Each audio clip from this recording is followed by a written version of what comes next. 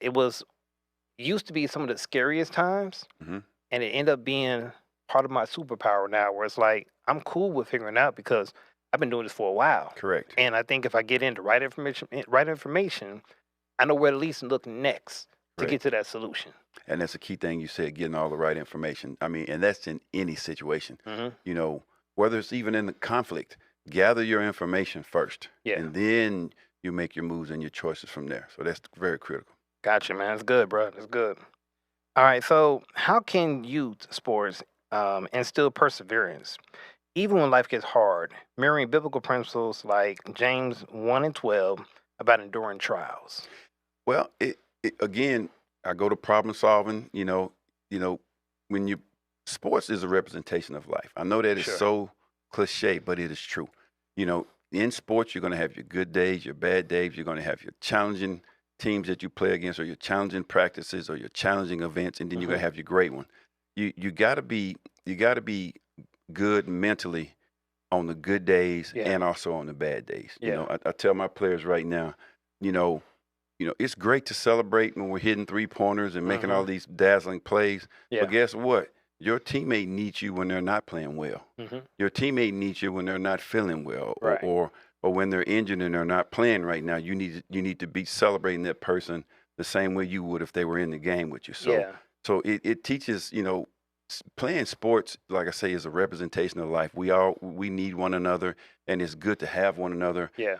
Definitely in our ups, but most especially when we're in our down times, or when times things are not going right, or maybe you did something really bad that's Hmm. embarrassing. But guess what? You still need a friend. You still need somebody to support you, Yeah. because I saw something today, said something that we're all better than our worst event that we ever did or had.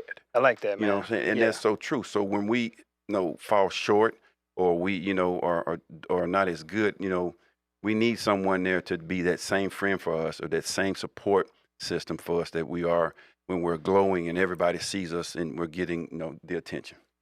I like that, man. So basically, be that same person when I'm up, also when I'm down. Absolutely. Because I may need you to pull me up out of whatever I'm in. And I gotta have that same trust that I didn't lose that at the same time. Because I'm keeping that accountability we've been talking about before. But like you said, people make mistakes at times. Or Absolutely. sometimes people don't make the right decision or the best decision. And now they gotta move forward from that. Correct. Maybe a little shame with that, but then it's like, okay, I need to come up from there, and that other person with them can help pull them out of the depths of what they're feeling mentally to get them back in the game. Correct. Yeah, I like Correct. that, man. I like that.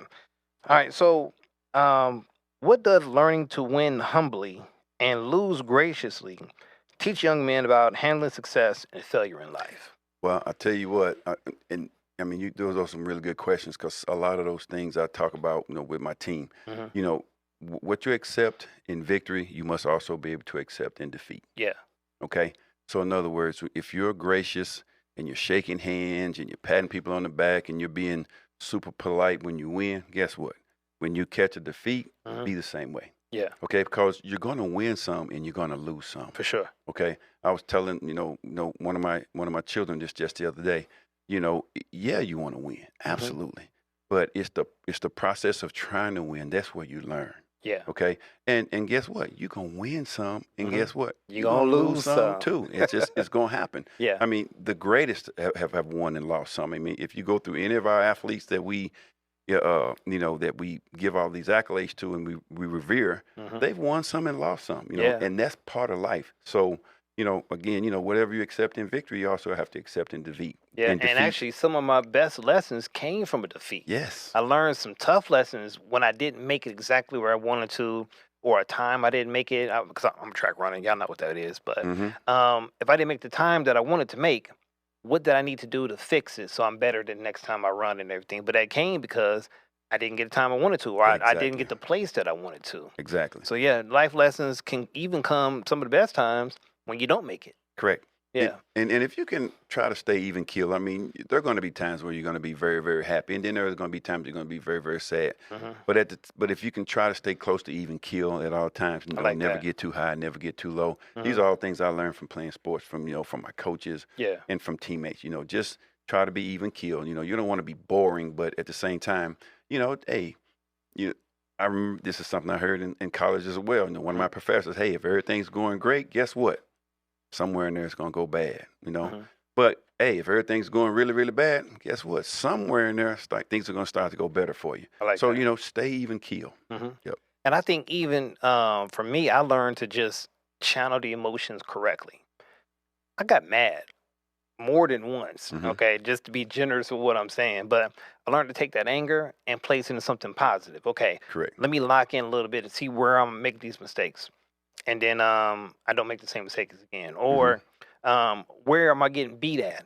Let me make that adjustment so I don't Right. get beat that second time this way. Right. So I'm not losing it on the court, losing it in life, but I use that to focus in on where do I find the problem Hmm. and then get to that solution. Right. It sounded like you were doing some self-evaluation. Oh And yeah. if you can self-evaluate, look yourself in the mirror, be honest Hmm. with yourself because you can't lie to yourself. Well, Nope. you can try, Yep. but you really can't. When it get But it, quiet enough, that truth come back and hit you in the yes, head like you know that was you. exactly, Yeah. exactly. Yeah. So if you can self-evaluate and like you said, find out where the improvements need to be made, and make those improvements and stay away from the things that you're not doing well and do the things that you do well. That's maturity. That's Yeah. growing up. Yeah, yeah, yeah. And again, those same lessons you use as you get older. Hmm. So when you deal with a frustrating problem at work or dealing with a frustrating coworker at work, Hmm. how do I take this feeling and do something positive with it? Correct. How do I make the best decision, even though things are going like I wanted to, but because I have a certain character and moral ways I'm living in front of people, Hmm. and even though I have a situation that may be upsetting to me, I'm handling it the correct way. Correct. Yeah, Exactly. I got you, man. I got you. All right, so um, for boys raised by single mothers, how can the structure and brotherhood of a team provide lessons in manhood that they might not otherwise experience at home? Well, I'm a firm believer that, when it comes to raising children, the man has a certain role and the woman has a certain role. And that doesn't mean that one role is more important than the other.